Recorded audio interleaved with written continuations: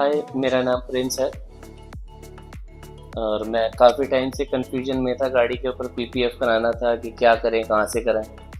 तो मेरे दोस्त ने एक आपका नाम सजेस्ट करा, पारुल नाम है।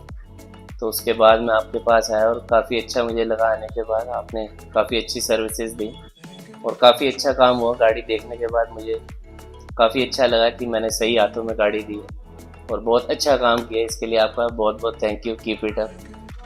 I will recommend to any other who wants to do this job. Thank you.